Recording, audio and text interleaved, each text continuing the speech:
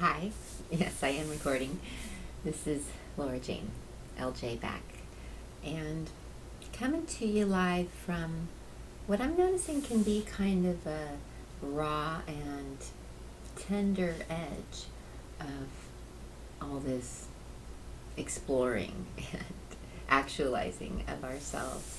Well, at least with myself, I'm noticing that as I'm using some of these things like more meditation and more tuning in to me and more clearing up some of my inner bullshit, you might say, but also just becoming aware of it and moving more into my inspired action also, which really comes from my practices like meditation, but how much these things have rawness to them and do involve a certain sense of bravery and even courage to be both doing kind of the inner work and the therapy of a lot of these practices and ways of connecting ourselves that I've been playing with. And I notice this too in just the people I've been connected to and learning with online and live.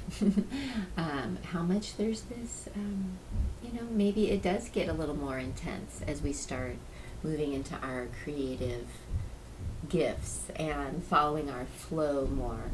And so it just becomes even more important to keep tuning ourselves, I notice, and to get even more into our gentle, loving approaches with ourselves. Even as we're moving into more action, it does not seem to be about kicking our own asses more. So I'm just wanting to share from my path and my heart how there is this, a humanity that we can feel in moving through some of these things that we can move through with our practices and with our just sitting and even watching and feeling what is happening with us. And then also just as we move into more of our creative work, whatever that may be, it can be kind of vulnerable and kind of raw. And there's a reason that a lot of people don't put their stuff out there because it can be scary and it can be kind of a new level of being willing to be okay with people not liking you or people having opinions about what you're doing because, the more you're putting your stuff out there in various ways, the more you're moving into your ideas, the more action you're taking, the scary elements may still be there. So it certainly becomes about changing our relationship with fear, which I'm excited to see. I have more and more tools to keep working with that.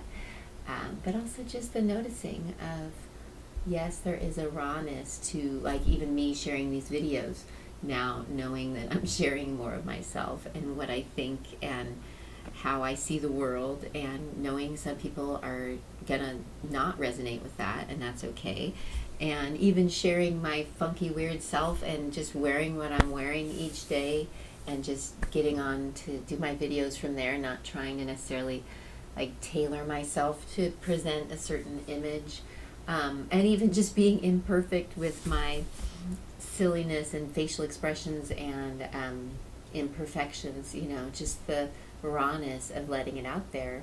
I'm just noticing that that's part of it, but it's also worth it. And I'm really glad to be doing it versus not. And I do think it still feels better to be in action than to not be, even as there may be a discomfort and a rawness, and maybe it's more intense, and maybe we're feeling more, which I think and feel is what I'm going for, is to be feeling more in general, not just feeling good, although it certainly is part of feeling better to just feel more and not be afraid of feelings. Learning a lot on this leading, loving edge, and super happy and honored to share with you. So thank you for sharing, and love to hear from you in any ways that you're noticing it feels raw and tender, and yet an opening perhaps to get into healing our inner stuff, with some of these ways we might be doing it, and to move into what we're being called towards or inspired to do, whatever it is, whether it's the tiniest of actions in our family life, in our households, in our ways we're doing our days, or with even bigger feeling steps and actions that we can see have even a more potential for big impact. So both are cool and awesome, and I think what we're here to do. So super thankful to share it with you. Thanks for listening. Namaste.